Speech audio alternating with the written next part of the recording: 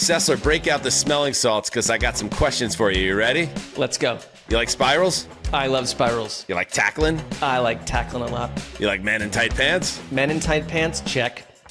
Great news for you, birthday boy, because I got all of that and then some. The Week 6 recap begins right now. Heed the call.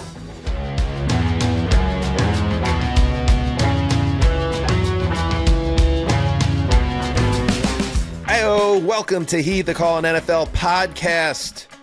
The Week 6 recap. We call it the flagship show. Dan Hanzus, Marc Sessler, Conor Orr, Justin Graver. Big week of football. We're going to get to all of it. Mark, how are you doing? I know this is a great way to put a cap to your birthday weekend. Happy birthday, buddy.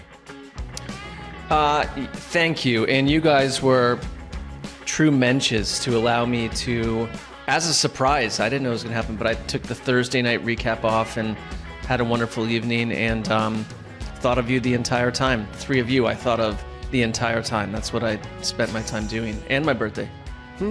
Well, that's great. Well, we thought about you too. Plenty, pal. It was great. Okay. But now we put all the fun and shenanigans to the side and we start talking football. We're going to get to every game that was played on this Sunday. But we start, as we customarily do, with Sunday Night Football. And before we get into it, I just want to say, you know, the copyright monster came for the ESPN primetime music, which, you know, we didn't anticipate that. So unless we take a bite out of Mark's income and we say no gifts, no, Santa's not coming this year for Luke and Colton, like, we're not going to pay for those songs.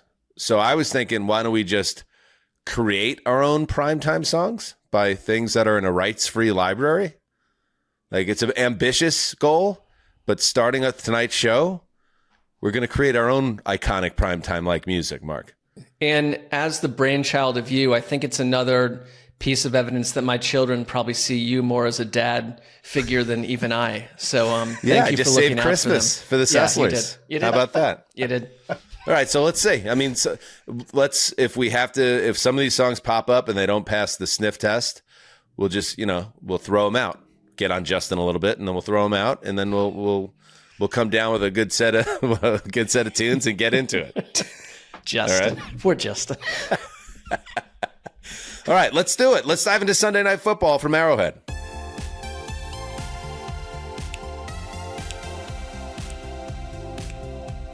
Hell yeah. We're already flying. Just like Patrick Mahomes. Like old times, he's flying. It felt like a good old days night for the Chiefs, who moved the ball at will against the number 1 in the HTC Power Rankings Lions. Yeah, Patrick Mahomes going 22 for 30, 257, 3 touchdowns, 132 passer rating. I mean, you have Travis Kelce making big plays, 6 catches on 7 targets, even averaging 13 yards a reception. When's the last time he was in the teens in that category? We even had Taylor up in the suite with that Brittany Mahomes just chatting her ear off, I'm sure. It's like, Enough, Brittany. Enough. Anyway, add it all up. 30-17. Chiefs over Lions. 3-3. The defending AFC champions. And Mark, the Lions fall to 4-2. 2-2 away from Ford Field. Chiefs are looking hot, looking feisty, and I'm glad we've kept them in the top 10 of the power rankings this whole time. Yeah, I think it showed control from this group because we were in no panic mode. And I don't leave this game panicking about Detroit at all. It's a long season. But I feel like the Chiefs for multiple seasons have been kind of like searching for something or who they are, their identity, and like a way out. And tonight was another little dose of confirmation that against what we consider to be the best team in the league, like, their offense is spicy again. They did this without Josh Simmons, their tackle, who was not able to be at this game. And they're getting Rashee Rice back, and they already have weapons. And I think they're a good example of a team that continues to search to develop players, especially on offense when they've been in these pretty dark times the past couple of years. And now it's like, I don't know what the limit is. The AFC to me feels like a 10 to 12 flock of miniature horses rambling around with like a nuclear bomb ready to land, and the Chiefs are deep underground in a bunker knowing that it's going to come, and they may rise at the perfect time with their pieces back, and it's like, they're just going to go to the Super Bowl again, maybe. Wow, Mark. Okay. There's some the Buffalo Bills are in this conference. They're in there too. I said 10 to 12, not 16, But yes, but from that standpoint, Connor, like this is a near perfect Chiefs performance in primetime, and the kind of ones that we got used to over the years. No penalties, no turnovers. Like I said, the offense was locked in. The defense held the mighty Lions in check. This is like the best version of the Chiefs that we've seen in some time, and that includes when we were watching throughout a Super Bowl run last year. 2 of 3 on 4th down too, and really, I mean, you can see what happens when Patrick Mahomes runs up against an injury-riddled or inferior secondary. And I think that's what happened tonight, where the Lions were too banged up. They were incapable of covering. And, I think also having a bunch of guys fight afterwards and then Patrick Mahomes talk shit about them kind of lights even more of a fire under their behinds, too, which is pretty awesome. Yeah. You know, the game starts off with an incredible Lions drive, a 15-play drive, 9 minutes, 39 seconds. They chew up most of the first quarter clock. It ends with a wild touchdown where David Montgomery took a direct snap, throws it to Goff, who bobbles it, then grabs it and like powers in for a touchdown. But then the officials come together. No flag comes out, but then they say that Goff was not set, an illegal motion penalty, and they have to settle for 3. So it even has that, Connor, that old school, like, oh man, the Chiefs are getting the calls. They get that touchdown gets taken off the board for the opponent without a yellow flag even coming out. A little bit annoying, but I guess Goff didn't come set. So if you get the call right, you get the call right. That was one of my favorite subplots, though, is like when a team becomes a dynasty and you become a fan of a dynasty, everybody else then taking an accounting of the flags given and received takes all the joy out of rooting for this team in the first place. And so I really do like it when anything good happens with the Chiefs and then we just get out our little actuary boards and we say, actually, no, they don't deserve it because of the flag discrepancy. It's great. And the Chiefs played without left tackle Josh Simmons, their first-round pick, who obviously has gotten a lot of positive buzz in his first year, a personal issue of some kind. So even without him, who's become a key part of what they're doing, Mark, it was just a great game for the Chiefs all the way around.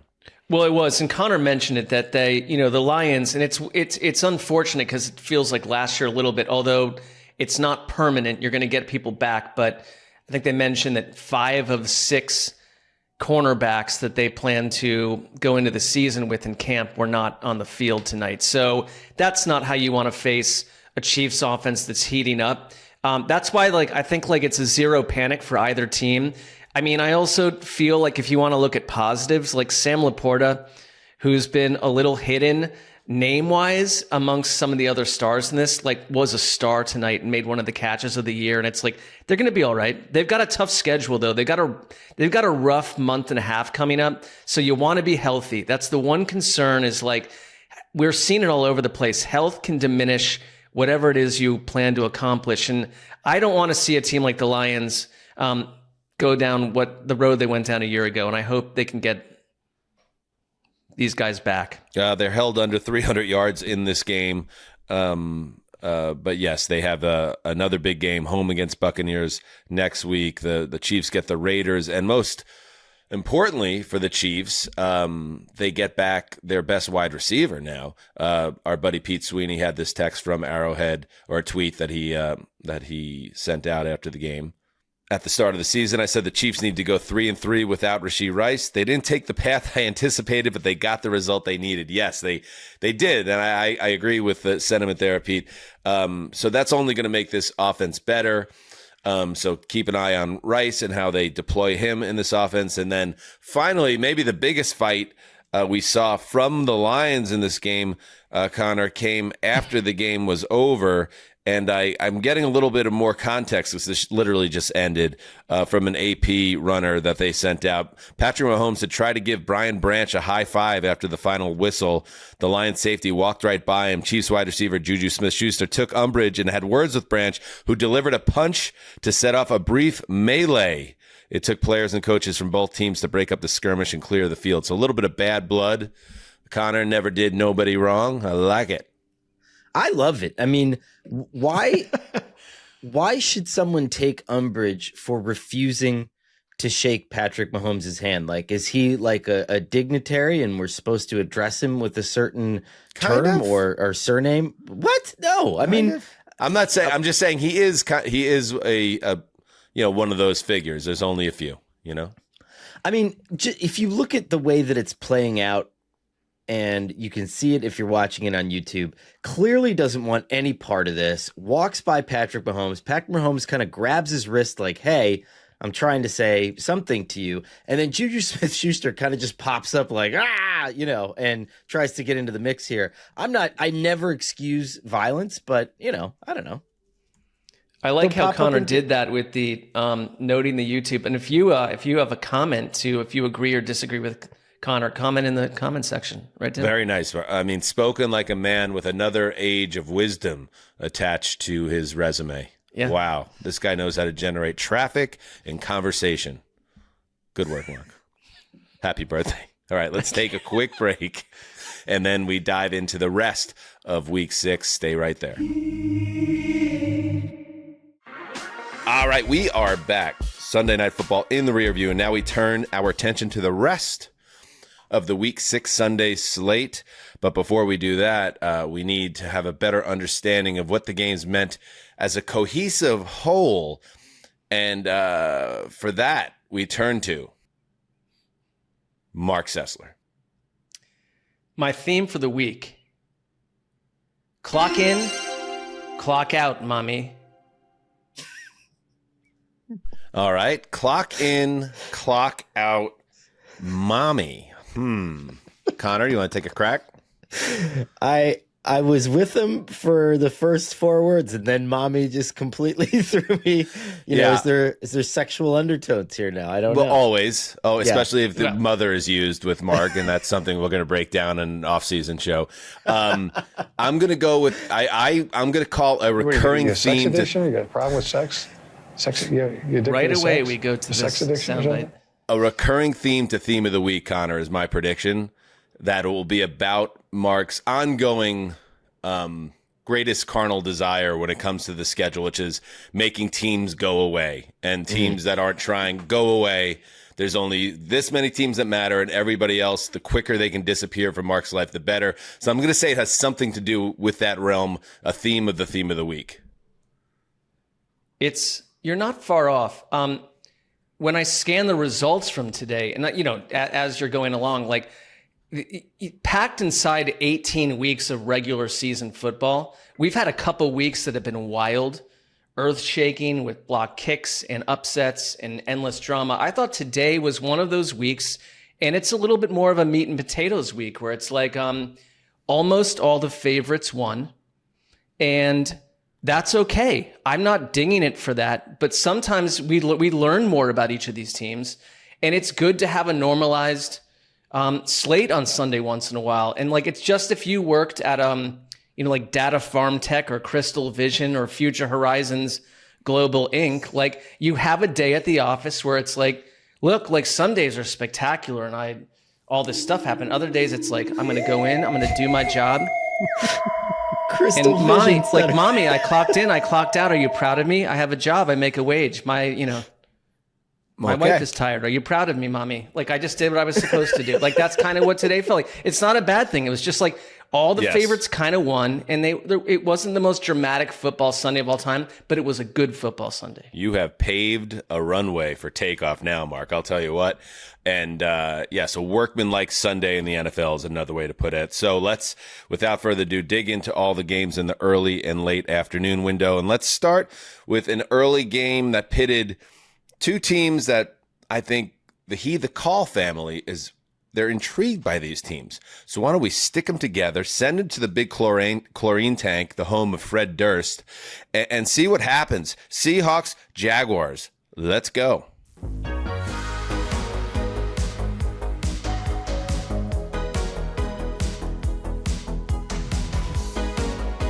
Sam Darnold. He is having a beautiful debut season for the Seahawks to this point, but there's nothing flashy about Darnold on Sunday.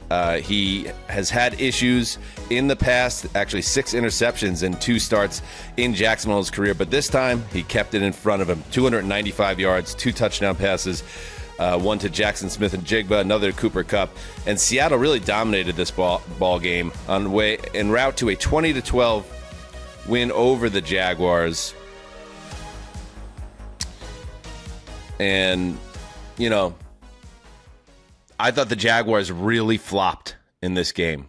And I guess I want to start there because Seattle, going into this game, we talked about Seattle, that we kind of knew who Seattle was, or we felt like we did, and that's exactly what you got in this game. You got a good Seattle pass rush. You got a smart and efficient offensive game plan. You had the now obligatory big play between the quarterback and the wide receiver, Smith and Jigba from Darnold. But it was Jacksonville that I thought was just totally out of sorts in this game. They could not get anything going on offense. They were sloppy. They were penalized 10 times for 76 yards. Trevor Lawrence was sacked 7 times in this game. Travis Etienne, leading rusher, 27 yards on 12 carries. La-di-da. What was it? Diane Keaton, rest in peace. La-di-da. Brian Thomas has another huge drop over the middle on 3rd down. And to top it off, Connor, a 54-yard circus touchdown catch Brian Thomas does have off a deflection gets called back because none other than Travis Hunter lines up offsides. Just like a dud of a performance from the Jaguars that kind of, if you were looking at them with a little bit of a squint, like, can I trust you? I do not trust the Jaguars coming out of this game. Seattle takes care of business against a team that they looked much better than. It's not just 7 sacks, it's 17 quarterback hits in this game. And Jacksonville came into this game actually allowing the 3rd lowest pressure rate in the NFL. This was more action than Trevor Lawrence has seen in the pocket, I think, in like 3 years, if you go back on his game-by-game pressure rates. And you can tell that it affects the way his ability to make those throws. And I think that there's a reverberation to that. Obviously, something's going on with Brian Thomas, but they were all over them. And it really didn't look like, yes, it was a schematic clampdown, but you could just see guys getting off the line and just getting penetration on every snap. It just looked like one of those, maybe it's a letdown game, you call it whatever you want, but everyone looked like they were almost like freeze framed in that. If I could dig into one thing with Seattle, like if I could learn more about how they run the show under this coaching regime, like they've been one of the best road teams around, and that's really unusual in the NFL. And they go from town to town and burn it down, and they did that today. And it's like, I can't really think of a team this week that you go from beating the Chiefs and we're like, oh, have the Jaguars launched? Are we ready to accept them as something that's tangible and real? And then we're back here, and you're not going to survive January or even larger games if your quarterback's taking that kind of pressure, and it's just not sustainable. Like I think I'm still waiting for the Jaguars to be extremely consistent over the course of a month, and I'll keep waiting. Here's Liam Cohen after the loss. It was kind of a weird game. You look up at times and you're like, wait, how are we losing? You know, like from a 1st down standpoint, all that. What? I told you something weird about this guy, man. Duval. What is he talking about? What is he talking about? What is it? Where is he coming from? Did we not watch the same game? I mean, let's see. Let me look at the stats here. The Jaguars they had 4 more first downs. Okay. They had, let's see, total yards, 346 to 273 in favor of the Seahawks. They took 7 sacks. They only had 1 sack. Neither side could run the ball. I guess you could point to the Jaguars had the time of possession 33 to 26 and a half. I don't know, Justin, what is this man talking about? This very odd man talking about? Yeah, just to add a little context, he went on to say that, this team only had like 55 rushing yards in the second half. And then he went on to say they got after our quarterback. We didn't get after their quarterback. And that's the difference in the game or something like that. Okay. Well, yeah. I don't know. In general, I just thought this was not the game that if you're a Jaguars fan coming off the game that you just had, Connor, and I think I thought we did a nice job, eat it, Farbick, not falling for the Jaguars despite the big primetime win on Monday. And this one kind of, I thought, underlined that they might have more work to do. It underlined to me how much Jacksonville depends on those additional possessions. And the Jaguars defense finally didn't generate a turnover today. And this goes back to the age-old Trevor Lawrence stat. He's now 0-22 in games in which the defense does not generate a turnover. They were on a white-hot pace over the first 5 weeks of the season. And now it's like, okay, is this sustainable? Are you going to get those 90-yard pick sixes? Are you going to get those amazing theatrical performances from the defense? Or are we now going to see what this offense is really made of? I don't know. You don't want a team like that, right? Because that just does not carry from game to game. And yeah, also part of your job as a secondary is to stop someone like Jackson Smith and Jigba, who is on fire right now, is the greatest Seahawks receiver through 6 games in the history of the organization. And I know Darnold, Dan, you said he didn't have his greatest game, but the throw he made to Jackson Smith and Jigba was beautiful. And it's like we are seeing that from Sam Darnold on a weekly basis. And I still think he hangs around in the MVP conversation because of that. Yeah.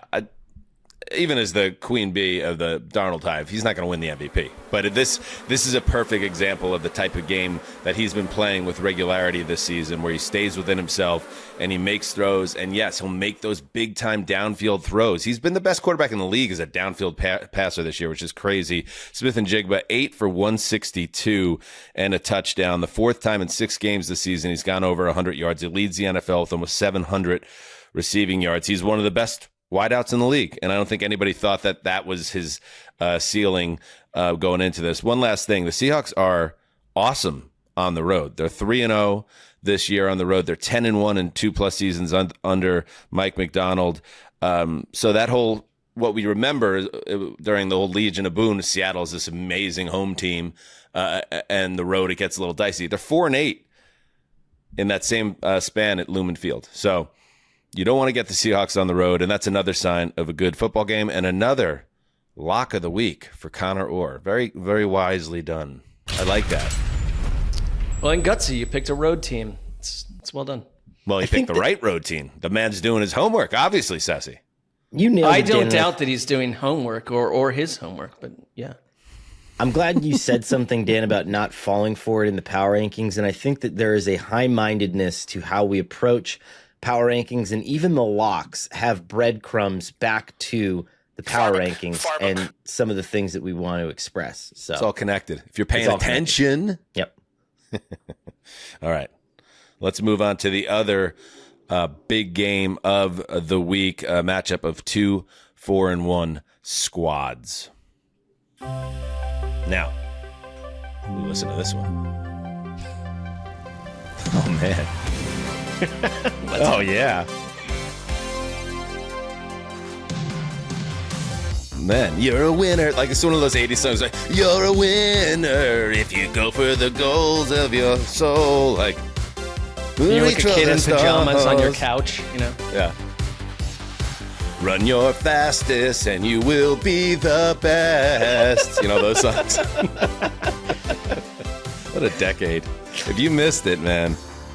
Anyway. Now, Baker Mayfield, this is an MVP candidate that you could really get behind, because Baker continues to ball the F out. 2 more touchdown passes and a massive scramble, a memorable scramble on 3rd and 14 in this game against the Niners. It was enough. His passing, his playmaking on a day where the Bucs continued to face injury issues. And the 49ers could say the same thing with one of the biggest injuries of the season occurring in this game. In the end, it was 30-19. The Bucs didn't need the heroics to win this game, Conor Orr. They just kind of played from in front and looked like the superior team in a battle of two beat-up NFC Titans. You're right. I'm glad you said it. This is, I think, the game, because when you lose Ibuka, and it's a hamstring injury, right? Now you add to the domino tally that Baker Mayfield is doing this without Bucky Irving, Mike Evans, Chris Godwin, Ibuka. He's doing it without a lot of people. And it was interesting because everyone was saying, oh, he's getting rid of the ball quicker, he's more efficient. And he's actually still getting pressured a lot. And if you look at his pressure rate, like the quarterbacks who are pressured more than him are Russell Wilson, who legitimately runs into pressure all the time. The two Bengals quarterbacks who are sitting ducks, and one of them had to be replaced by the other who was under pressure all the time in Cleveland. And so really, like, Baker is still one of the most pressured quarterbacks in the NFL, and he's playing at a phenomenally high level. I mean, to me, I think he's second now behind Josh Allen on most major sports books for an MVP, but I think that was a sea change game for me. I mean, he's on another level. And what really is an MVP, right? Because I can mention Darnold, and I think he's a candidate, but Mayfield is a pronounced candidate. And it's like you can take players away from around him, and then suddenly like Tez Johnson and younger players are doing things they've never done in the league because of what he's doing. And we live in a world of, like, from various angles, like compilation videos, right? We grew up with them. Like, you can get a VCR tape of the greatest hits in the NFL or this or that. We're at the point where, like, you could get a Baker Mayfield's greatest runs on third down, and that video is getting meatier and longer by the minute in terms of, like, how long you'd sit there and watch it. That 3rd and 14, 15-yard run was just what we've seen from Baker. It's normalized. He does it every week. He's not always done it in his career, but he's doing it now. And I just, like, I watch him and I'm like, this guy feels possessed, and he's a confidence guy. He's got to play with anger and confidence, and he's got both. Right on that point, how insane is this? He's the highest EPA in the NFL on scrambles. Like, Josh Allen is in the NFL. Like, Patrick Mahomes is in the NFL. Baker Mayfield is adding the most points on scrambles of any quarterback in the league, at least through this point in the season. That is ridiculous. It is ridiculous. He is not the fastest guy in the league. He's not the tallest guy in the league, but he's just gotten better and better as a quarterback. I remember in Cleveland, we used to talk about all the time, like, man, he can't see over the line. The passes get knocked down all the time. That doesn't, I know it still happens, but it doesn't feel like it's a problem anymore. It's just like he's become such a superior quarterback at this stage. And yeah, it's one thing to throw to Mike Evans and Chris Godwin and Emeka Ibuka. It's another thing to be linking up with Tez Johnson and Cam Johnson on touchdown passes. The Tez Johnson pass, and this is like systemic. Like, this is an example why at one point it was almost cinematic. Baker drops back. He unfurls one of those beautiful deep balls, and he does overthrow him just a little bit. It's the old Bo Nix special where he overthrows this guy by a yard or two. But this guy who nobody knows, Tez Johnson, maybe you do. I don't really know much about Tez Johnson's work. He makes this beautiful fingertip grab, and then, 90% of the time a receiver that far down in the depth chart is not going to survive contact. No, he survives contact. He rolls around, and then they have this great shot. This is the cinematic part of it I was talking about. It's like, they have one of the stadiums, the Bucs Stadium is one of the stadiums where the people are right behind the end zone. And it's like everyone's cheering and going nuts, and then this guy, Tez Johnson, goes into this after the touchdown catch, beautiful acrobatic flip. And I'm just like, everything's like cooking for Tampa right now. And, maybe they're one of those teams where they're peaking too soon and all that. But I don't think so. I think if anything, they're going to get better because they're going to get healthier and become more dangerous. So a really, really interesting start to the season for the Tampa Bay Buccaneers. Well, I do wonder, because what is the difference between all the coordinators and the coaches and the teams he's been on? Could it be a man pulled from ancient times, Tom Moore, who still exists on this Bucs coaching staff? Look if at you're that watching guy on YouTube, this guy, he is awake. If you look at him, he is awake. I've confirmed that. But I don't know what his role is, Connor. I don't know if you know, but like he is doing something good. He's the senior offensive assistant. He's got a face like the side of a mountain at this point, and it's just cool to see old dogs like that. An old dog that's still hunting. I don't know, Connor, if you've had the pleasure of interviewing more over the years. Like, I'd love to hear if you have. Yeah, he is. So you'll remember this, Dan, during the ill-fated end of the Jets' Brian Schottenheimer era, Tom Moore was imported as an offensive consultant to oversee, I think it was like the 2011 Jets, I got to get my numbers correct on that. But was that the Santonio Holmes kicked out of the huddle in Miami season? I think it was. Yes. Yeah, all-time high on that one. But I remember interviewing him, and what was funny at the time, like even then we were like, this guy's old. And this was 2011.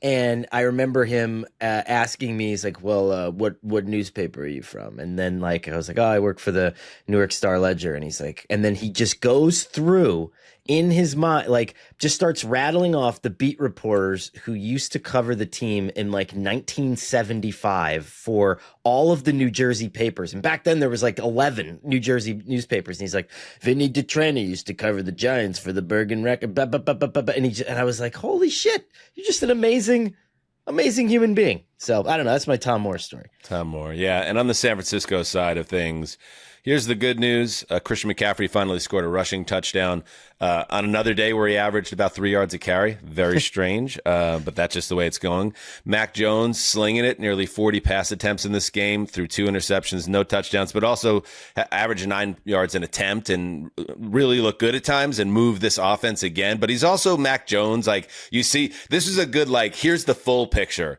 where he struggles to evade pressure. He fumbles the ball a shit ton. You got both sides of the Mac Jones experience. But the big story here, obviously, is the loss of Fred Warner, one of the best players in the league. And he goes down with a dislocated and broken ankle, and he will be out for the year, and he needs surgery. Robert's solid defense is dependent on, and you saw how valuable someone like CJ Mosley was. And one of the first things that he did when he went to the Jets, right, was import more faster sideline to sideline linebackers. It helps him do a lot of things schematically. Warner is just a destructive loss because the other part of this is he's able to control the defense. And back to the sign stealing thing a couple weeks ago, Saleh's signs are very simple, right? And a lot of it is because Warner is sort of a point guard in that defense. And then you lose that and got to figure it out. And on the other side of the ball, Jawan Jennings, who has been, in and out of the lineup, told reporters that he's dealing with the infrastructure problem of 5 broken ribs that are on the mend and a high and low ankle sprain. Like, this team is, it's Baltimore Ravens-esque in the NFC in terms of injuries. Yeah. I tweeted about this today. It feels like Kyle Shanahan made a deal with the devil, and now the bill has been coming due the last 2 years. Only the initial payment never came through. Like, and he checks the mailbox every day and he's like, no, I still don't have that Super Bowl. Very it's not frustrating. A good deal. Very frustrating situation for the Niners. You can't lose Bosa and then lose Fred Warner and expect this team to seriously contend. And that's football, and it sucks, but it's the way it is. All right, let's move on to another game. Again, unbelievable. The Dallas Cowboys. I don't know if they're going to be playing more than the regular season. It's very much a coin flip, but you can guarantee the Cowboys are going to play a fun game. Yes. Nice. Yes, this is the game that will be remembered as the Rico Dowdle game. Dawdle? What do you guys say? Dawdle? Dowdle. Dowdle? Dowdle. Cast aside by the Dallas Cowboys, and then surfaces with the Panthers, and then gets a chance to play when Chuba Hubbard goes down. He has now gone over 200 yards from scrimmage in back-to-back games, absolutely shredding the Dallas Cowboys in this one in a 30-27 win for the Panthers over the Cowboys. The Panthers, who looked like they might be one of the worst teams in the league a few weeks back, are now 3-3, and they're undefeated at home. And in this game, not only did you get, Gravy, a truly transcendent performance by Yes, again, Rico Dowdle, 30 for 183 and 4 for 56 as a receiver with a touch. You have Bryce Young balling out, playing excellent football. The Panthers have a pulse. Yeah, I thought Bryce Young looked great in this game. I don't think he did anything particularly special, but he did a really good job of taking what the defense gives him, throwing accurate balls, playing on time, extending plays when he needed to. His interception was, not his fault. It was off a receiver's hands, tipped up into the air, and Donovan Wilson snatches it. So, you take away that from his box score, because he doesn't deserve to have that on his box score. 199 yards and 3 touchdowns, only threw the ball 25 times because he only needed to when you have a guy like Rico Dowdle, who you mentioned. This was a huge revenge game for him.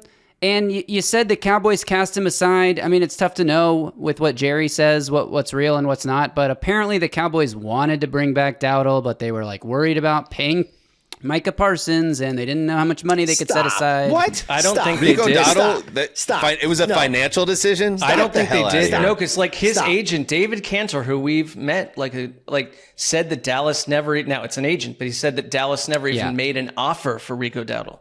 Yeah, right. Stop. I'm saying this was reported during the broadcast Oh, that Jerry stop it. said they wanted to bring him back, but they didn't. Well, they today were they would've. waiting to see, and then he got the offer from the Panthers and took it. And Chuba Hubbard was the starter of this team for the first 4 games. And Not anymore. he got Chuba hurt. Hubbard is Rico working Dowdle, at Jamba Juice right now. Like that, he is not. he got hurt. Gone. Canales was asked after the game if Bye-bye. Hubbard would get his starting spot back, and he was very non-committal with his answer, which kind of tells you no, he will not be getting his starting spot back. So, Tet McMillan had his first receiving touchdown in this game, ended up getting a second one in this game. And I think if I spin this over to the Cowboys side, I texted this to you guys today. The Cowboys are this year's Bengals from last year. They have a quarterback playing at an MVP level. They have an offense that is going to be fun and put up points. And again, without CeeDee Lamb, the passing game thrived in this game. And I can't imagine how it's going to look when he's back, because Pickens has really found his footing in this offense. But their defense can't stop a nosebleed. We saw it last week against the Jets too. Yes, their pass rush picked up a little bit, but how many times did Breece Hall squirt through the middle of their defense for 15, 20 yards? Dowdle had more carries. I think Dowdle had 6 or 7 carries of over 7 yards, and the Cowboys had 0. So that just tells you, you got to be able to run the ball to win. I know it's a passing league, but you still got to be able to run the ball. Cowboys, 19 carries for 31 yards in this game. Yeah, and I know Javonte Williams has been good on balance for them. He didn't do anything today.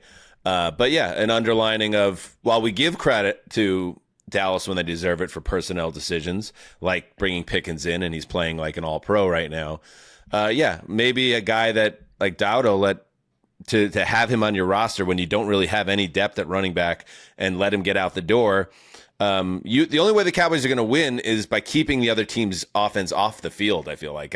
Unless they pull the trigger on some type of big trade, which is, unlikely to make a difference, they have to win ball control. Otherwise, it's just that dire. They can't cover. They can't rush. What do they do well? I don't know.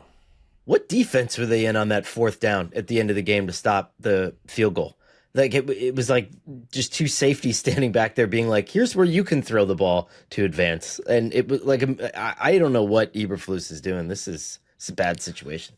Yeah, the Matt Eberflus Q rating has dipped in recent years. We could say that securely. You could say that for sure. And just to wrap up this game, there was a brutal sequence that ended up deciding things for the Cowboys here. They have the ball with 8 minutes left. It's 27-27. And they've just forced a 3-and-out where the Panthers went backwards. They dial up a screen to Rico Dowdle. Goes for wrong team. To Javonte Williams. Goes for -5 yards. They come back on the next play and they're like, that didn't work at all. And the Panthers totally sniffed it out. Why don't we try it again? And it goes for -7 yards. And now they're in 3rd and 22. And they're Dak's under pressure almost immediately, has to check it down to the fullback. 4-yard gain. They punt with 6:14 to go and don't see the ball again. Insane. Yeah. But that's the problem, right? All right, so that was a questionable sequence of plays by the offense, but on balance, they've been excellent this year. You expect to have another chance at it. When they punt the ball away there, the defense, maybe they'll give up a touchdown or maybe we'll get a stop, but instead they give up the last 7 minutes of the clock and lose the game. So it's it's going to be tough. It's going to be tough to sustain momentum if you're a Cowboys team when you can't get a stop. And that's one of the most frustrating experiences as a fan, and I'm sure as an Eberflus as well. Let's give Rico Dowdle. It's Dowdle. The last word. Going into this game, he said that the Cowboys better buckle up because Rico Dowdle's coming to town. And here was how he started his press conference. They weren't buckled up. Short and sweet. Hell yeah. Fair play, sir. All right, stay right there. We're just getting going. NFL fans, what's your favorite touchdown? For me, it's always the next one, because with DraftKings Sportsbook, an official sports betting partner of the NFL, every touchdown could bring you closer to cashing in. From first touchdown score to anytime TD props or the thrill of live in-game betting, every snap is loaded with opportunity. Just open the DraftKings Sportsbook app and you'll see lines and odds for every NFL game, whether it's spreads, totals, or touchdown props. And remember, Dan, lines and odds are subject to change. Here's the best part. Bet just $5, and if your bet wins, you'll get $200 in bonus bets instantly. It makes every Sunday feel even bigger. Your team hitting pay dirt pays out to you. All right, so download the DraftKings Sportsbook app and use code HTC. That's code HTC to turn $5 into $200 in bonus bets. If your bet wins in partnership with DraftKings, the crown is yours.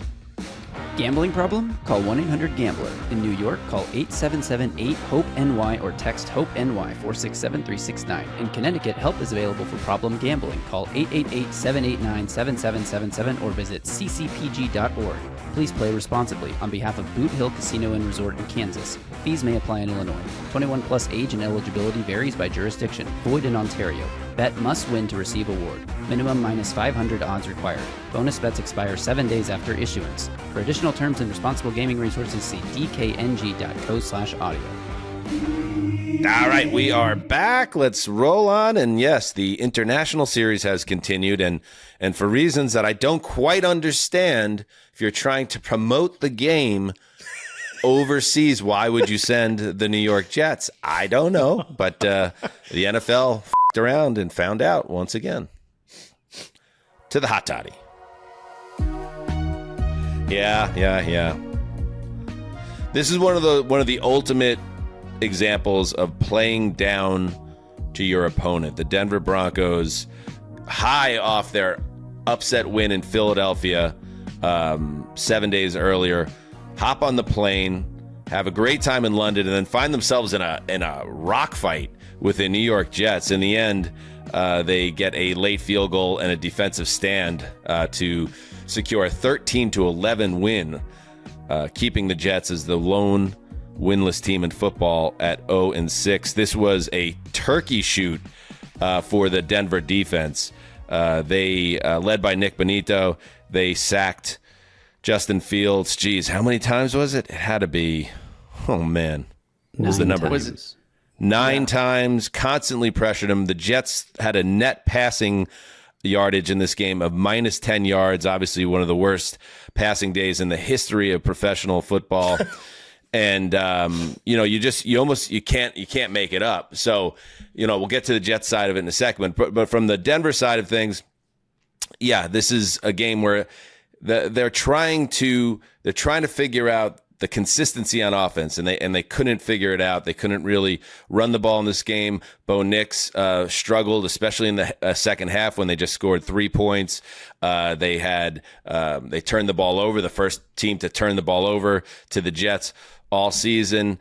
But in the end, they had a safety in the end zone that briefly gave the Jets an 11-10 lead. This game was insanely bad, by the way, just crazy bad football. But that defense, which had as many completions allowed, 9 as sacks, was able to take it home. And so good job, Broncos, I guess. But one of those games that you just want to take the W and move forward. They just escaped. If you want to look at the Jets from a long-range positive angle, which is very tough to do as a human, I acknowledge that, but their defense showed up in this. And outside of Bo Nix on the ground, because I really think he's a real benefit as a runner, and he got them out of some jams with his feet. But you're right, like that, when your best offensive lineman is getting tagged Garrett Bowles with holding in the end zone, and that put the Jets up 11-10. They went to sleep, the Broncos, offensively, and they've got to look at that, because I will say this, like, aesthetically, I struggle with the Broncos. They're a really consistently good team that I think can beat better teams than they are, but they're a bit of a tough watch, and the Jets made them feel that way on offense. But you're playing a team that has a quarterback that has 9 completions and is sacked 9 times. So in the NFL, that does not work. This is not Atari football in 1984 against like your younger brother. That does not equate. Yeah, the Justin Fields side of it, it's been laid bare once again what you get from Justin Fields, and it's a very Jetsian thing for that team to look the way it looked in Week 1 against Pittsburgh. And then you fast forward a month, and this is what it looks like now. And Fields, again, against a very good defense, one of the best in the league, but is not built to handle a high-level NFL defense. He does not process. He does not. There were open receivers in this game, but he would see his number one read. If it wasn't there, he would freeze, and he's not even using his legs. And that led to a lot of the sacks that were coverage sacks, and it led to situations with Aaron Glenn where it was clear he has lost faith in the quarterback or trust in the quarterback. There was a sequence at the end of the second quarter that I think, it perfectly summed up the Jets' dysfunction right now, and the growing dread that Jets fans have that, oh my God, we don't have the head coach. Like, we've once again hired the wrong head coach. This guy doesn't seem to have this team ready. It doesn't seem sharp. They decide to, deep in their own territory, this is a game they were trailing 10-6 in the second quarter. They decide to attempt a fourth down fake punt rush. It works just barely. They move the chains. And then after they do that, they run the football. Then they take a sack. Then they use their last timeout. Then they throw it over the middle short. And then they run the clock out. They fake a punt on fourth down deep in their own territory and then take the air out of the football. And you have Kurt Warner in the booth for NFL Network, flabbergasted, literally a color guy that doesn't even know what to say. And you have Garrett Wilson throwing his arms up, trying to make sense of what just happened. And as the seconds tick off, and you see him, a team captain, Garrett Wilson, one of these guys that I think are going to want out of town because they're sick of the Jets' dysfunction, go right up to Glenn and be like, what are we doing? Here it is happening in real time. That is halftime. Garrett Wilson being somewhat demonstrative with his coach heading off the field. My word, it's 10-6 Denver. And by the way, Eisen's a Jets fan too, so he's calling this game, and he's like, what in the hell? I have to kind of keep it together here. After the game, Aaron Glenn was, of course, asked about the decision-making, the ponderous decision-making. Here's what he said. That's what happened at the end of the first half with not running a play, just letting the clock run out. So I knew we were getting the ball back, and I think it was like 3rd and 7 or 3rd and 8. And at that point, we didn't know if we got the first down or not, because I know one ref was saying yes, no, and was no. So once it got the 4th down, guys, I'm not about to sit there and try to get a playoff, and they will get the ball back. And I think they had a timeout left and give them a chance to kick a field goal. I don't think that's the smartest thing to do. So let's just end the half, we get the ball back and see if we can get a chance to score. No. That's bad. That's a major, major, major warning sign and the growing dread that they do not have the right guy at head coach, because he's taking all the wrong lessons from the Detroit Lions side of things, and he doesn't have any of the confidence that marked that organization that he came from. Not even the worst moment in that press conference either, right? I mean, when he got after the reporter about Justin Fields? Brian Costello, the man from the New York Post. Let's check that out. Why not? Justin's numbers are not good from this game. Is he going to be your quarterback next week, or would you consider? Come on, man. What kind of question is that? Look, he did not have a good game. I mean, I think it's a fair question. There's a number of guys that, sometimes this league is like this, and there are guys that have bad games. That doesn't mean you just bench them. Come on, you know better than that. I mean, he threw for 45 yards. He took 9 sacks. He open receivers on the field. He held the ball too long.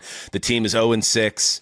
The guy's never had any track record of sustained success in the NFL. It is an absolutely fair question from the beat reporter of the Post. And Tyrod Taylor has won games and probably would provide more functional offense. And you know who else is thinking that? not just Brian Costello and not just Jets fans, the Jets players are thinking the same thing in the locker room. And if Aaron Glenn wants to be if he wants to be the next guy to go one and done in our league as a coach, keep acting like that, because you're going to lose the team. You're already losing the media and the fan base. Look out. Whew. All right. Let's move on. At least I'm going to nail my lock. Let's head to Lucas Oil Stadium.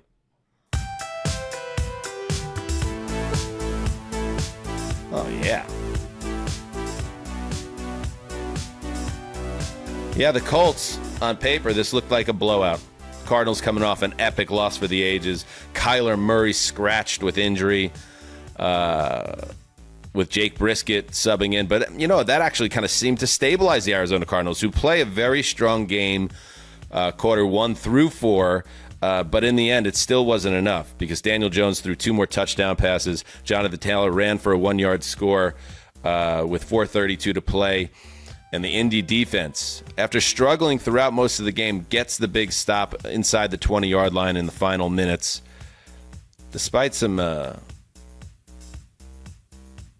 cries that it might have been pass interference. We can get into all that. But final score, Colts 31, Arizona Cardinals 27. Colts moved to 5-1 atop the AFC South. The Cardinals have now lost 4 in a row.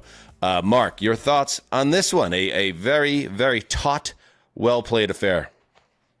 It was, and thankfully this did not begin at 6:30 a.m. on the West Coast for Dan and Mark, but it was a joy to watch. And you know what? It's kind of like another one of these games where it's like, wait a minute, is this team just better with Jacoby Brissett at quarterback? That was kind of my takeaway. It's like, we've seen a lot of good stuff from Jacoby Brissett. He's cited by coaches and players. A piece of that Jake Brisket. Right, cut us off a piece. And he's cited by those around him from team to team. He's a nomad, as one of the greatest NFL teammates they've been around. And he had his first 300-yard game since 2022. And the offense looked more functional to me. It just simply did.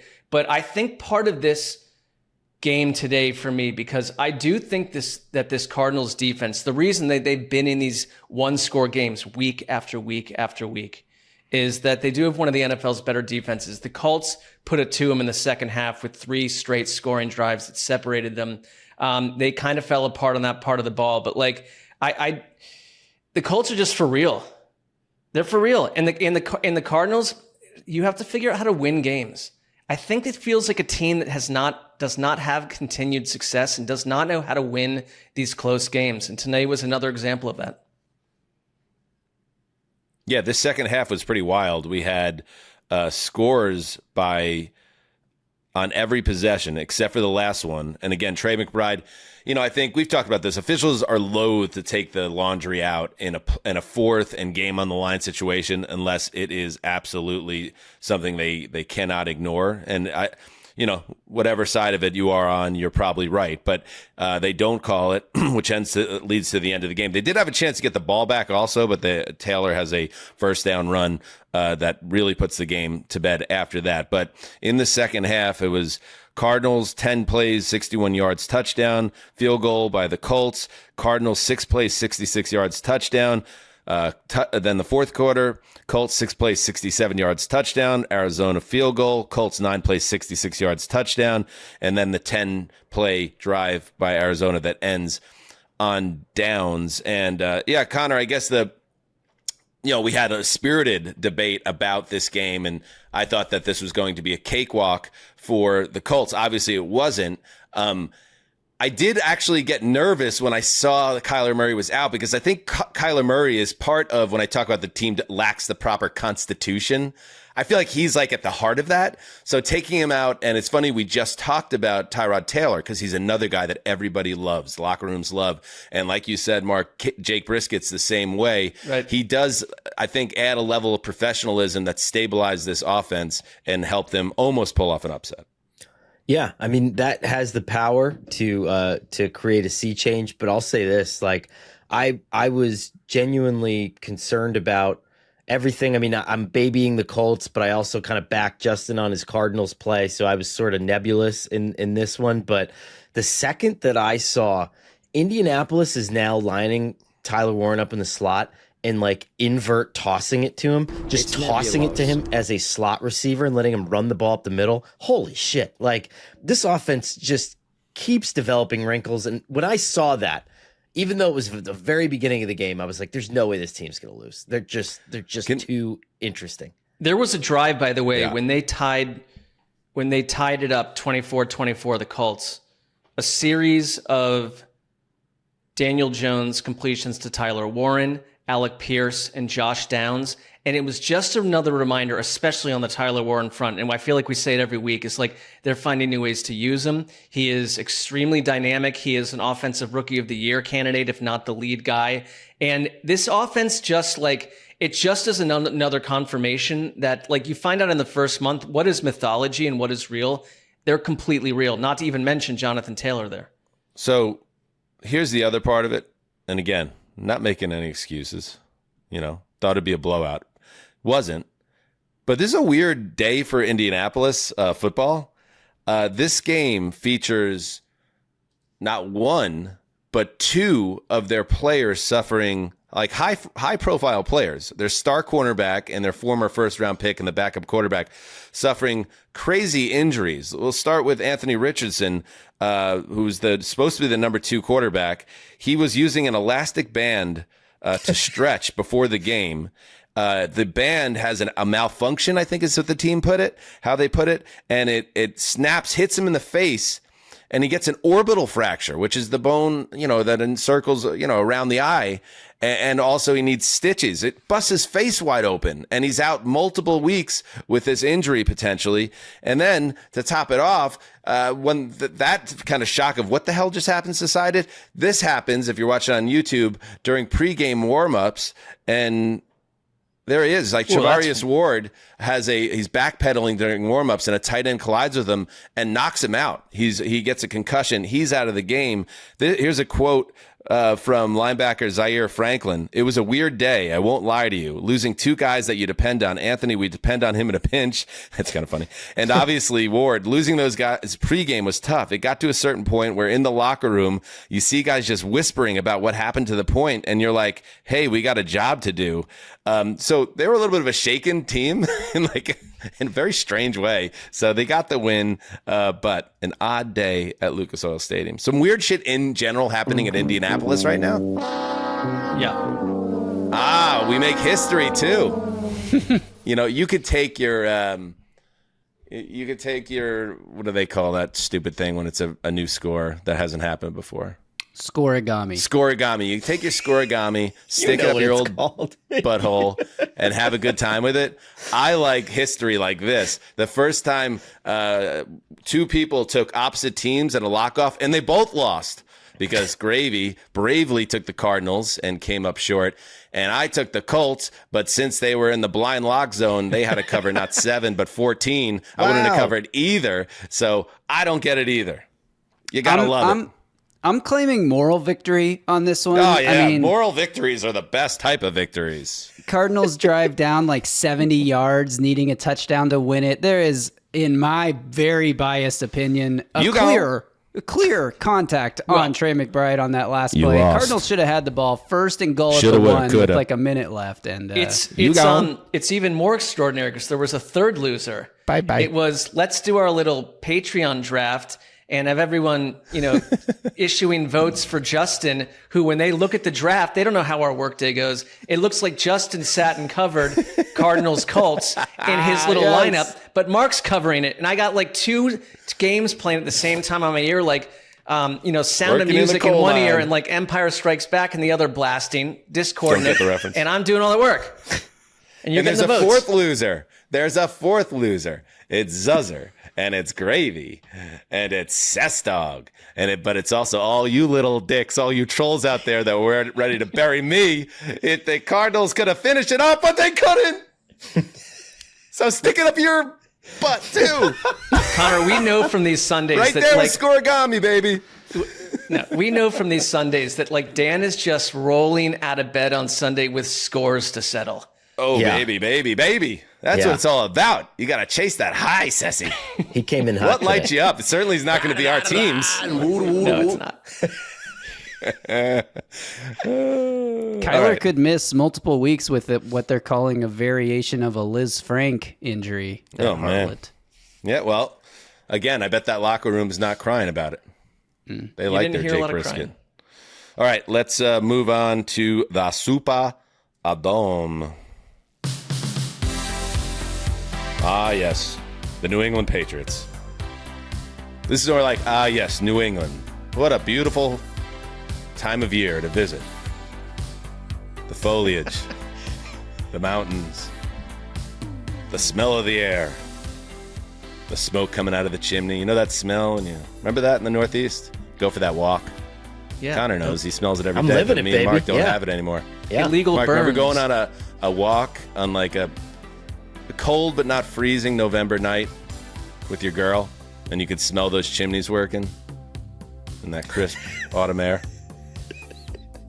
And now you traded it away to live a life of sin in Hollywood. I pounding the pavement at night, selling your wares. That's what I did, according to you. I mean, I can't really dispute the argument. But you remember the smell, right? I do, but I wasn't typically with a girl. It was like with some, like guy friend who you like played football with. Like, girl. Like, how often did that happen? That's why I moved. Well, to each their Get out own. of this. Drake May completed 18 of 26 passes for 261 yards. Didn't turn the ball over. Made big plays like the 53-yard touchdown pass to Pop Douglas. Patriots win for the third straight week, 25-19 over the Saints. I did not get a chance to check this game out, so I'm going to throw it to you, Connor, to explain. I saw a lot of chatter. I saw one play on Twitter of Steph Diggs getting called for a bogus OPI and what should have been a long gainer. But apparently, the only reason this game was close is because the officials had $100 bills sticking out of their back pocket in the swamps. Is that true? They took more than 100 total yards away from the Patriots in this game, and it was universally considered one of the worst officiated games of the season. And I love when, when you start talking about someone as comeback player of the year just because they sucked before. Right. And that doesn't count. There was a pool report, and it's funny when a pool report is triggered, not necessarily because there's one controversial call, but just because the officiating crew is so fucking bad that someone has to go down there and just ask, why are you so fucking bad? Right. And, never good. So yeah, we had a pool report stitch today. What'd they say? Did they take ownership of the situation? I mean, it's the Steph Diggs one that negated the long touchdown was ruled downfield blocking. But I mean, my infant daughter has hit me harder than that. So It was really soft. It was really soft. Yeah. These New England wide receivers, Douglas and especially Keyshawn Butte, these guys, they're developing. There's a lot. May had the ability to throw downfield. He's been doing that really well all season, or especially in this game. 3 for 3 for 107 with 3 touchdown passes on throws of 20 or more yards downfield. This dog will hunt if you could start opening it up. They need to get a little bit more in their run game, Connor, but it feels like the offense is really coming together right now under Josh McDaniels. Yeah, and with McDaniels too, we're seeing him layer in some more touches. I think he's getting better at, or maybe the offense just needed to find that rhythm where they're better playmakers. They're guys who can do things with the ball, are getting more touches. I mean, it's not just, yes, TreVeyon Henderson only had 1 catch, but it was the situation and the way that it was dialed up in that game that I thought was really smart. And so it's certainly a work in progress, but it's like anything else, right? This is not the Eagles where your best playmakers are completely hidden and just shoved off the field. The New England's kind of developing a rhythm and a vibe with this offense, which I really like. And anything on the Saints side before we move on? Another bomb from Spencer Rattler today. Which is just he's just my favorite player to watch. But no, I mean this is not the kind of game that you write home about if you're New Orleans. All right, here's a quote, Justin, that I'm going to read especially for you. This from Justin Reed. The Saints have lost a lot of close games. He doesn't take any satisfaction from that. We don't live in a league that we get moral victories for being close. That isn't what the NFL is. It's not about points. It's about W's and L's, right?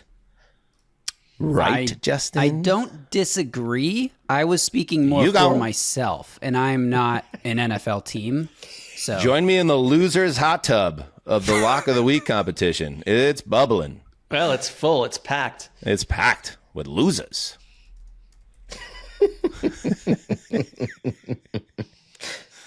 Connor's dancing nude in a field. He won. All right. But Justin left speechless. Okay, let's move on. Let's head to Lambeau Field.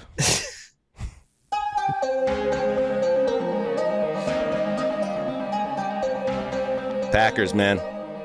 Coming off the bye, they get the Cincinnati Bengals, a Bengals team that's in such desperate straits. They trade for Joe Flacco in the middle of the week and put him right in the starting lineup. This more or less ends where you'd expect, 27-18, Packers over Bengals.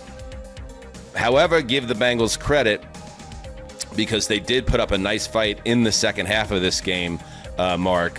So why don't we kind of focus on that, because the first half was what it was. I believe it was 10-0. I believe that Flacco had thrown for 40 yards in the first two quarters. But you saw a different Cincinnati attack in the second half. So even though they lost this game and they've lost 4 in a row since Joe Burrow went out, maybe they can get something going with the old man. It really looked to me like Flacco's that second half, like the better moments he's had with the Browns. Like he's been there for like 80 hours. They had them throw the ball 45 times. Jamar Chase, 12 targets, 10 catches, 94 yards, and a touchdown. Like that's what I wanted to see, is like, are you working with the best aspects that of this offense? Was fucking beautiful. You had an unbelievable blitz pickup by the offensive line, the much beleaguered offensive line, and the other extra blockers on that play. And then Flacco hangs tough because he's a Stone Age pony for the ages. And then he drills one in there in tight coverage that Jamar Chase, because he's arguably the best wide receiver alive, catches with just like his left arm as he's being thrown into the end zone. Just like it was, I guess, a reminder, Mark, that there is talent here, and if they could just sustain some level of pass protection, maybe they can get the offense on track. Yeah, I think Flacco, I mean, you could move him through 28 teams in the league and probably help things out on some level for parts of games, but he may just be a better fit for a team like the Bengals, where you're veteran heavy and star studded, you're offensive heavy. And, you know, I will say one thing about them, that it surprises me that this is true with Flacco back there, but they only allowed 1 sack, that offensive line. Now, maybe that's a Green Bay issue, but they kept the Packers defense that I was, doing sea poems about 3 weeks ago, at bay. And this is sort of a Packers story too, because isn't this the team in Cincinnati that's been had their, points wise, had their barn door ripped open twice and their family taken out by machine gun fire, and then today they hung around. It's it was a little bit of a different type of Bengals game than I expected, and I'm a little disappointed with the Packers' inability to take what should be an easy opponent like this, with a quarterback that arrived days ago, and have this go down kind of to the end. Yeah, the big play. This game got really tight, and now it's within a score, right? I believe it's 24-18, if I'm not wrong. And the Packers have the ball. It is 24-18. Yeah. It is 3rd and 8 with 2.5 minutes to play, and Love is flushed out of the pocket and rolls out. And if a pass gets knocked down or he misfires or whatever, they're punching the ball back to a Cincinnati offense that all of a sudden can't get stopped. They've scored 18 points in the second half. But to the credit of Jordan Love, out of shotgun, he does roll out, and then he hits Golden, who's really making an imprint on this team as a rookie, for 31 yards. That gets him, that moves the chain, that burns clock, and then they eventually kick the field goal that makes it a 2-score game and ends it. But it was that close to this turning into one of the biggest upsets of the week. So you credit the Packers, right, Connor? You credit them for making the big play, because you got to make the big plays to win games in our league. But they continue to be just a tick under inspiring since that initial 2-week surge to start the year. Credit to the Packers, but also credit to Connor, and a little bit of maybe an ask for Dan to take the recap from the top here and give the proper credit to Joe Flacco, who I don't think we're properly contextualizing the fact that, including the 2 games that Joe Burrow played this year, this was by far Like, not even close. The best quarterbacked game that the Cincinnati Bengals have had all season. Joe Flacco is a marked improve. No. You did see the first half, right? I mean, he threw for 40 yards in the first half. But it was a great Jake 2 Browning. quarters. Over Jake How many Browning. quarters are games? Jake Browning over in a second. I never can, just so we're on the same page, Connor, I never said that bringing Joe Flacco in was a bad decision. I thought it was a desperate / dangerous move to do it on this level of short notice, and he came out of it. He didn't get killed, and he got the offense going, so it worked out to a certain extent. But yeah, I mean, I'd have to, I guess, go back. I'm not going to, and watch the tape of Joe Burrow's first 2 games, but I'm not ready to be like, man, they had a quarterback that was basically peak Joe Burrow on this field today. Well, now we're taking everything out of context. This is go by ahead. far the best quarterbacked game that the Bengals have had all season, and you could use any advanced metric that you wanted. It would bear that out. I think that they made the right move. They got the Steelers coming down the pike. This is a team where the arrow is pointing up. I'm staking out my position here. I mean, you butter knifed that one pretty good. I'll give you that. Butter knifed it. Yeah, you butter knifed that one pretty good, and I like a man that knows how to cut his butter. I'm trying to look at, because I know they played poorly in week 1. Just if we're gonna run with this, like, when did Burrow get hurt? Oh, did he get hurt in week 2? Yeah. Oh, so it was like one. Stop it, Connor. Well, no, Burrow hold on, played 1.5 games. But to be fair, they had like 6 yards. Dan, they had 6 yards of offense against the Browns in like the second half of week that 1 first game. I'm saying, what a strange, bizarre sample size to pull from. One bad Browns game, and then he got hurt in the second quarter. Why can't we just say Burrow played or Flacco played well in the second half today? Like, without even it was like invoking the tone, Joe Burrow in this conversation. I think it was the tone, like you talked about it in the way that like a lot of my relatives talk about my career, which is like that it's not a real thing while they're accountants. It was like, oh, the Bengals are doing a thing where they're just like kind of figuring it out, a quarterback or whatever, brought this guy in. And so I thought that there was just a dismissiveness, a tone. To the setup of this? I thought I was giving him his flowers off the top. I even led with him. I didn't Well, smell that's flowers. not what That's the it. feelings. I apologize. You didn't And- create those and feelings. I just want to make it clear that I I quite enjoy that Joe Flacco is still a thing in our league. He's kind of like the next generation's Vinny Testaverde. I was always happy when Vinny would continue to pop up here and there, but Flacco's kind of a better version of old Vinny. And let's hope maybe he can keep him relevant. Let's see. I think they can. Help to win, but sure. Where's Micah Parsons, by the way? Like, a lot of my like feelings on it was like, man, the Packers are going to kill this guy. Where's the pass rush? That's 2 straight weeks. Like, is Parsons? I hear the announcers oh man, there isn't a time when Micah Parsons isn't causing major havoc, and it's like, where is Michael Parsons? Well, they're doing the thing that probably would annoy you, where it's like it's not just about sacks, it's about pressure rate. And, Oh, he makes a big difference, and it's not just about the box score. You know what? If I'm going to pay a guy like the greatest defensive player in the world, I want the stats too. I digress, Sessler. It is a fair concern on your point. Wait, let me look. You know what's not fair? Let me just look at his box score. What did Michael Parsons do today? Michael Parsons. What we got? Michael Parsons. Parsons. To be fair, and I saw this floated out there, no sacks, no QB hits, Parsons. no tackles for loss, Michael Parsons. no turnovers, nothing. Okay. I mean, what's that about? 3 tackles, 3 combined But tackles. it's not just about the tackles. Well, we don't ever cite tackles. Feels sort of fugazi. I don't but know, man. Not a lot of uncalled the rest holds of the in this box one, score too. is pretty. I don't know. Empty. Yeah, fugazi. All right. But I'm sorry, Connor. I was trying. I'm sorry if I fell short. I did think that I was enjoying Joe Flacco's play in the second half. It was spirited. And I really was. I was bummed when Golden caught that ball because I was like, I wanted Flacco to get on that field one more time. Maybe steal this thing. Spirited is like what the Washington Post calls like James Patterson's 39th novel. Like, this is like, come on. Like, how would you describe the Joe Flacco game in totality, the 27-18 loss? Epic. Like a thing of brilliance? Or it's described as what I said. It's the best game out of a quarterback that the Bengals have gotten butter all knifing, season. buddy. Now you're butter knifing. Good old butter knife. Tiny butter knife. All right, let's take a break and we will continue on. All right, we are back. Let's dive right back in. Let's head to Miami.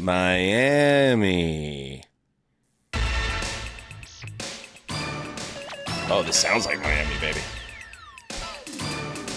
Actually, I don't know if I like this one. Turn it up in my headphones. Do we like this one? What do you guys think? There's it's a little. I thought there was like a busy. doing. Yeah, I there's don't a like weird songs that doing have like threw me silly off, like yeah. doings in them. Like doing. That threw me off. Yeah, Let's it's toss this one. It's attention seeking. Yeah, overly so. Yeah. Let's move to the next song. This is a work in progress. As we look for our own primetime music. Justin wrote all of these, so be nice. Yes, I know. Doing. He's like, I just wanted to be a little silly with this one. This one's got a playful air to it. Anyway, Justin Herbert. I thought that one was spirited, but whatever.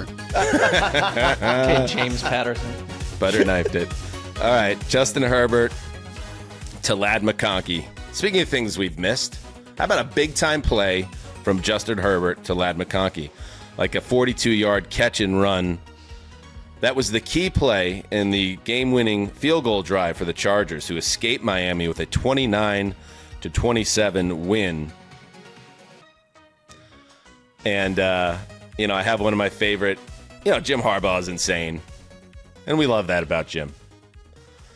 And sometimes we get a little weirded out by some of the ways he talks about Justin Herbert. It starts to get a little, I don't know, go into a different place.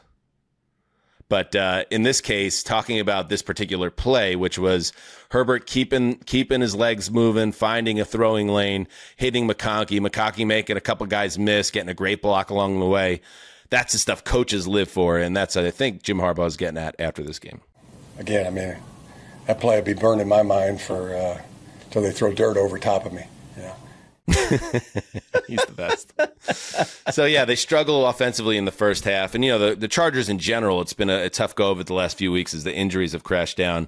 But they were much, much, much better in the second half moving the ball. And running back Kamani Vidal stepped up, 6th-round pick in last year's draft. He re-signed on the practice squad because of all the injuries they've had in their backfield. And he finishes with $122 on 17 carries, adds 3 catches and a touchdown. So with Hampton on IR, it's good to have somebody that you can trust. And in general, a Chargers team that's missing so many guys that, who's going to help Herbert? So he's just not having someone emerge. In this case, Vidal is a big deal. So Chargers get back in the win column in this one. I thought part of that play and that pass to Ladd McConkey was, the physical being of Justin Herbert. We're always trying to figure out how like a shorter, smaller quarterback can thrive. But Herbert, basically shaking off Jalen Phillips, who is a large, strong, giant man, to make that. There are moments each week where the strength of Justin Herbert is the reason they shine. And I thought that really is the one. That's how that play happened. And so I get it where Harbaugh's coming from. I don't, if you're part of his family, you'd like to think that your final thoughts would be maybe your own family, but that's not the way he's built. Yeah. This is also another quote from the game from Harbaugh, Justin Herbert. I mean, he's like Hercules out there. I mean, I think he's we're on the party line with that. Say something about your wife, quick. Quick, exactly. Or your side piece or your wife or someone. I don't know what's happening over there, but let's go. On the Miami side, they overcome a 10-point deficit in this game. This is a game, at one point I was thinking to myself, I said, all right, this is the time of year, the Monday after week 6, where the hatchet tends to come for a head coach. And midway through this game, the Dolphins are getting booed off the field after fruitless possession of just bad offensive football. But they get it together, and Tua, to his credit, he leads the team and gets on one of his hot streaks. He hits Darren Waller, of all people. Darren Waller has 4 touchdowns in the last 3 games. How about that? With 46 seconds to play. But as you could see, they're not able to get the stop in the end. They get beat at the gun. And then I think the soundbite of week 6 that was the most eyebrow raising came from Tua Tagovailoa, who volunteers information about the dysfunction in his own locker room that you don't typically see in our league. Listen in. Well, I think it starts with the leadership in helping articulate that for the guys, and then what we're expecting out of the guys, right? We're expecting this. Are we getting that? Are we not getting that? We have guys showing up to player-only meetings late, guys not showing up to player-only meetings. Like, there's a lot that goes into that. Do we have to make this mandatory? Do we not have to make this mandatory? So it's a lot of things of that nature that we got to get cleaned up, and it starts with the little things like that. Conor, I'm guessing that Tua would want those comments back because it's going to be taken a certain way. But also that I think what's coming from, as he fashions himself a team leader, a place of frustration, because I'm sure there seems those comments, how I'm parsing that is like, they know there's problems here, and there are certain members of the team that are trying to find solutions, but there seems to be just a lack of buy-in, and it's kind of a bit of an indictment on the entire culture of the team where they are right now. So I have a theory as to why this happened, and then I'll address it. So at the end of that game, it was one of the most embarrassing interceptions that you've ever seen. He was picked off trying to throw a Hail Mary, but it was like a shallow pass that I think was probably trying to start some sort of a lateral. You go from that, which was clearly a miscommunication. I don't think the receiver was where he was supposed to be, to the podium. There's no time to slow down and cool down. You only have that 10-minute buffer, and you're pissed off because probably something that you could have worked on in one of these meetings was not addressed. Now, by doing that, I think what he's done is it's like that letter you don't want from HR. You've elevated this issue from a coaching issue to now an ownership issue. And the owner has no choice now but to start sniffing around to see why people are upset and to respond in kind with some sort of an action. And so I think at this point, silence from Stephen Ross is unacceptable. And I know he's been at Mike McDaniel in the background, but it's time for him to come forward. And I think Tua made clear that was going to happen, whether he wanted to or not. And weren't there were whispers in recent days that Stephen Ross had eyes for like a Rex Ryan type who could bring old school kind of toughness and structure, which kind of speaks again to whatever the heck is going on there now. The days of the nerdy, brainy coach are numbered at this point if this doesn't work out, because people aren't going to take a swing at this again. So more Jim.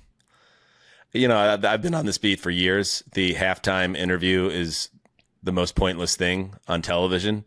And Harbaugh, in his interview with A.J. Ross, just one of my favorites. I mean, in terms of I'll give you nothing and you'll like it, Hall of Fame, this one's near the top. Check it out. Coach, Kamani Vidal with an impressive first half, but you were limited to 3 field goals. What more do you need to see from your offense to score more points as you get the ball in the second half? Yeah, just keep fighting, moving the ball, continue that. Thank you, Coach. Appreciate it. More like AJ. Now check out Ross that poor right there. woman, AJ Ross. If you could show it again, Gravy. Like her walk off, she just puts her mic down, and you see her just kind of in a resigned way be like, "Ah, shit." I feel like if you're a sideline reporter, if you have to watch film like with your producer the next morning, like players have to watch film, you're like, "Damn, this isn't gonna look good." But what are you going to do? What's Jim going to give you? Bad job by the camera guy there. Like, yeah, I mean, everybody kind of mailed it in. Why are you following the? I mean, I guess you're always taught to stay there, and you're like stoic through the end of the shot, and you give the extra 5-second buffer or whatever. But follow the coach. I mean, that's. I have a take that like the cameraman and AJ were both frustrated by it, and then he kind of like almost put the camera down on his side, like shit, like what is He's that? on our side. Well, it wasn't. And while we're here on this beat, Tracy Wolfson, she can't even get the coach to stop walking. Check out Tracy and Kyle Shanahan in the Niners-Bucks game. Coach, obviously hard to watch Fred Warner go down. 2 straight touchdowns your defense gives up. What will you say to them in the locker room? We got to rally. I mean, it sucks losing Fred. We know that. We'll deal with that after the game. But we got 2 quarters to play, and we need everyone's best. Appreciate it. Thank you. Thank you. I mean, she doesn't even get a stop. Good It's job by not, Wolfson in a big spot. It's not exactly all the president's men, these halftime confabs. No, not typically. All right, let's move on to Pittsburgh.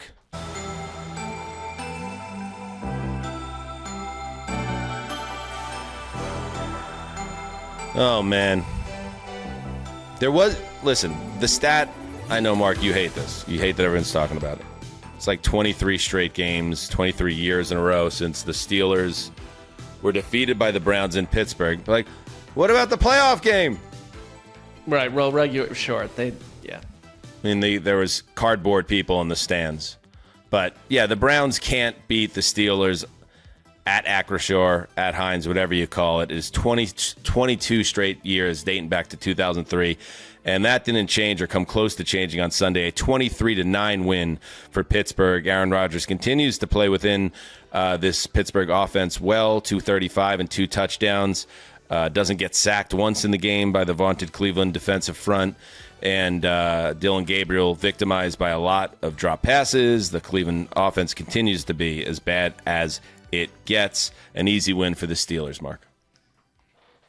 They had Dylan Gabriel throw the ball 52 times, and I believe only 3 of them went more than 10 air yards. So it's unclear what they're attempting to accomplish. I think it's like a snapshot of 2 different teams, because I read the question was asked to multiple people, like reporters and stuff on The Athletic, like, does this not this particular game, but do we take the Steelers as a legitimate threat for the playoffs?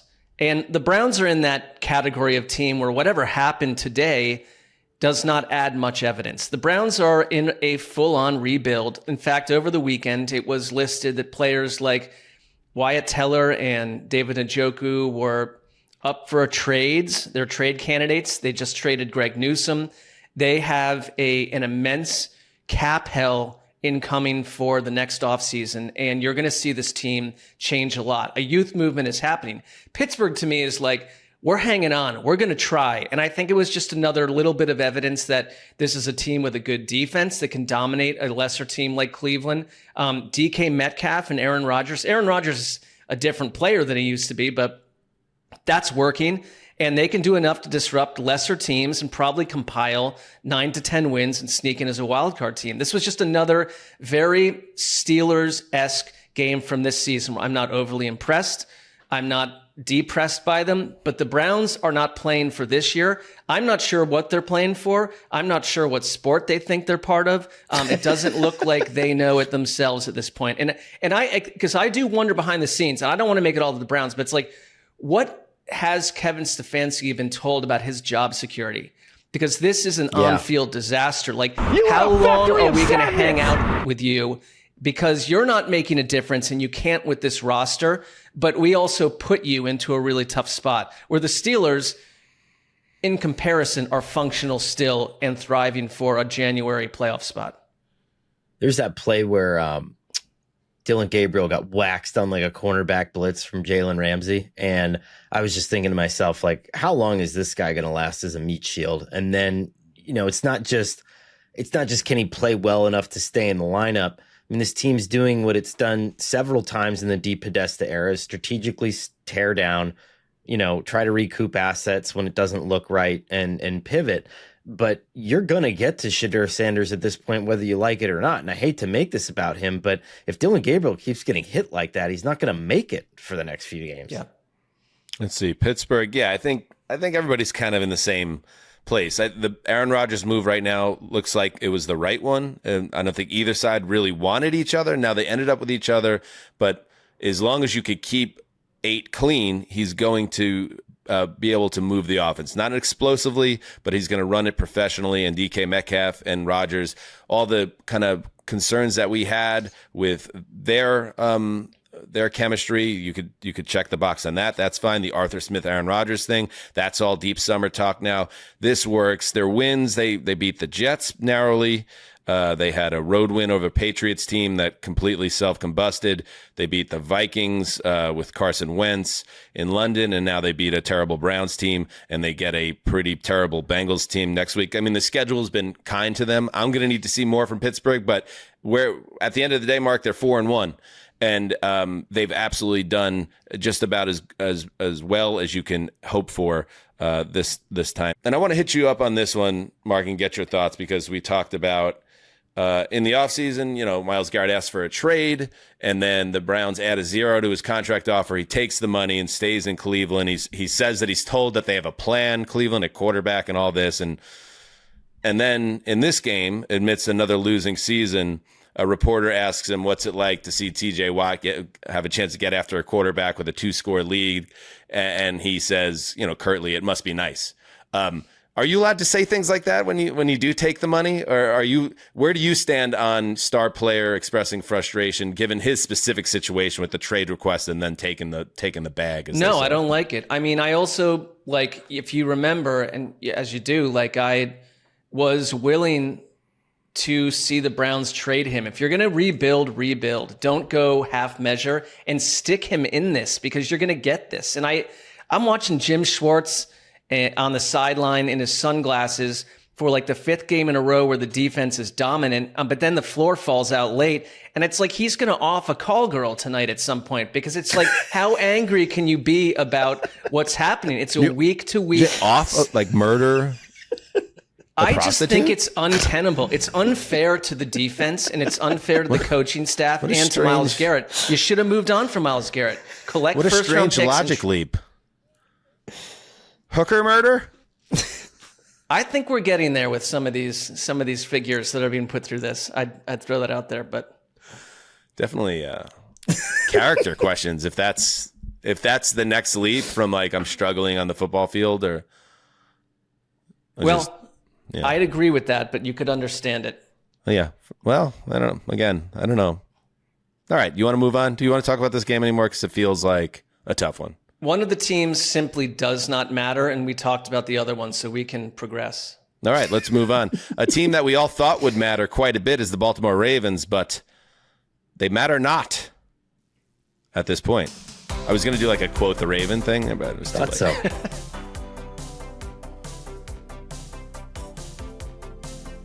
Yeah, the Rams, they're the latest team to go to Baltimore and take care of business, 17-3 over the Ravens. Very bad first half for the Rams, like the Broncos in London, just playing down to the competition, this horrendously decimated Ravens team. Tons of penalties, kicking issues, a turnover. Puka Nacua gets banged up in this game, but Matthew Stafford and company rights the ship, and the Rams are 4-2. Connor, your thoughts on this one? So after the game, I think is the most important thing. John Harbaugh again said no plans for staff changes. And I think it's interesting to look at this team now into the bye, into the trade deadline as we start to get there. I still think, to me, this feels like a team that merits loading up and trying it. I mean, they ran Derrick Henry 6 or 7 straight times, and we're actually moving the ball against the Rams. Good Rams defense to start this game. Got a field goal out of it, and then actually got another turnover where, these guys, second, third string, nose tackles are getting penetration, taking the ball out of Matt Stafford's hands. And I maybe it's just you're getting taken aback by the first couple quarters of the game, but I think that there's something still here. I think the roster is good. You just can't live with Cooper Rush. That's the long and short of it at this point. All right, let's look at it. Let's look at it from this standpoint, because we could talk about this game, but obviously the game and all these, it seems like the same thing with Houston last week. What do you really take from the game? One team that should win is beating a team that has no chance, and Cooper Rush can't even finish this game. Pro Bowler Snoop Huntley ends up finishing the game. But I look at the Ravens now, they're going to be playing the first playoff game of the NFL season when they come out of their bye home against the Bears. And they're expected to get Roquan Smith back. I think Harbaugh said it after the game. John Harbaugh is expected to have Lamar back on the field. They have Chicago, at Miami, at Minnesota, at Cleveland, 3 road games in a row, but all winnable. Home Jets, home Bengals. So 1, 2, 3, 4, 5, 6. You got to win at least 5 of those. And if you don't, if you have a stumble and lose a couple of those, you're in too deep a hole. They've used up, Mark, kind of our conversation on Thursday, right? They've used up with this 4-game losing streak almost all of their wiggle room as they hit the bye. Yeah, they've got to go on one of those 8 out of 9 winning streak a Ravens scenarios. Run, something they do every year, but can they do it this year with these injuries? I don't see it right now, but to Connor's point, if you aggressively added a piece or two to cover up full-on long-term injuries, You've got 5 division games, and your biggest ally is the state of the AFC North. And if you can, you've got 2 Steelers games. If you can beat the Steelers once, maybe twice, and take care of the Browns and Bengals, which feels like child's play at this point to some degree, you're in there. Like, it's weird because Vegas, up until before this loss today, still had them as the favorite to win the division. Like, it's not just non-belief in the Steelers, but it's belief that the Ravens are going to do what you're talking about. Will they? I will just say this, even before some of these injuries, I don't see the same Ravens team from years of old. I think it's just imprinted in our psyche that we assume they'll do this. I don't see that team right now. No, nobody does. I think it's more like the idea is get to this bye, get your quarterback back, get a couple other guys back, and then start to beat up some of these bad teams and kind of get your mojo back. I still see it, but at this point, like I said, there's no margin for error, and they have to figure it out. Only other thing on the Rams side, I guess we should talk about is Puka Nacua left the game, returned to the game, but afterwards, said that it is no certainty that he's playing next week, and he was in a lot of pain when he went down with the injury. It was in the end zone. He entered the game leading the NFL in receptions and receiving yards. Obviously, they have Devontae Adams there and Tyler Higbee and some other pieces, but Nacua is a top 3 wide receiver in the league, and the Rams are going to be holding their breath on that one. All right. Anything else on this game, Connor?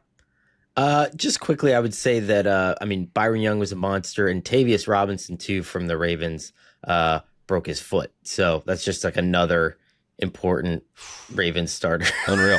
That's just not going to be able to help them anymore. So unreal. All right, one more game. The octane level is going lower as we get deeper, but hang in there. Let's head to Las Vegas.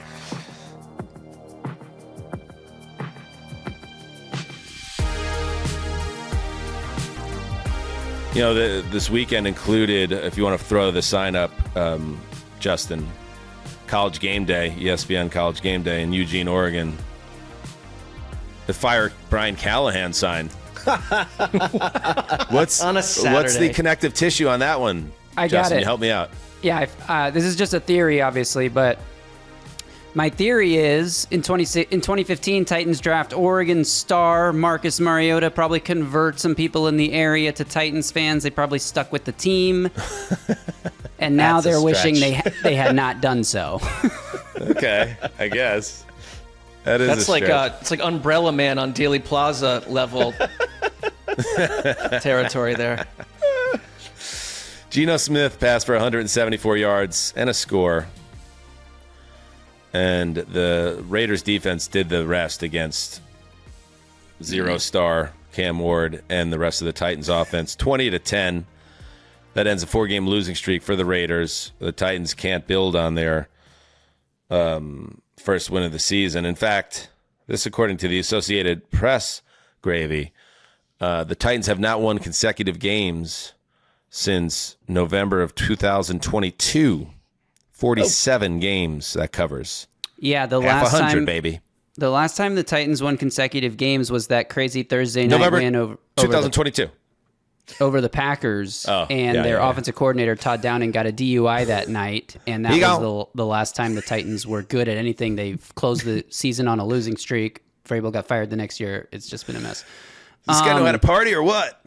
The Titans, through 6 games, have 83 total points. That is the fewest the franchise has scored through 6 games in 40 years. Brian Callahan, offensive guru, right? Hired because he's an offensive guy, is leading the worst offense the Titans have fielded since they were the Oilers 40 years ago. It's time to fire him. The only reason the Titans are not winless is because the Cardinals had 3 once-in-a-decade catastrophic plays happen in the same game. They are the worst team in football. I'd love to see the Titans and Jets play because I do think the Jets would win. Hang on a second. Slow down. Let me slow your roll. Let Justin talk. No.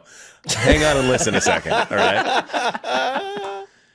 You don't get to take the worst team in football. It's the only thing I have. We're the winless team. We're the embarrassment of the football. The Jets are 0-6. They're the worst. Okay. The Titans are 1-5. They're the second worst. And if the Titans had played anyone but the Cardinals last week, they'd also be 0-6. But your point stands. The Raiders are not good at football, but the Titans are a get-right game for any team that has them on the schedule. And the Raiders didn't play particularly well in this game, but the Titans made their defense look like an all-pro defense. Cam Ward, maybe his roughest outing, 3 turnovers. He got strip-sacked early on. He had a horrible fumble late in the game when it was pretty much over, where he tried to he was moving out of the pocket and he patted the ball and he knocked it out of his own hand. So that was pretty bad. And he had an interception where I think he was trying to throw the ball away, but his arm got tipped and it just fluttered up in the air over the middle of the field for an easy interception. I also don't think he's getting any help from his supporting cast, from his coaching staff. I mean, this is my really quick. I'll just keep it to this because I could rant for 40 minutes. Is this an episode of Go Off King? Which I did on the Music City Audible podcast. We're looking to wrap things up, but okay, here we go. Here's the latest edition of Go Off King. Go ahead, Justin. Yeah, okay, so the scripted portion of your offense is supposed to be the best part of your offense, right? It's the part that you've game planned all week. You're looking at specific tendencies you want to attack. You have it's all scripted and planned, and you should have repped it in practice. You should be amazing on the first 15 plays of the game. The Titans have not scored an opening drive touchdown this season. So what does that tell you?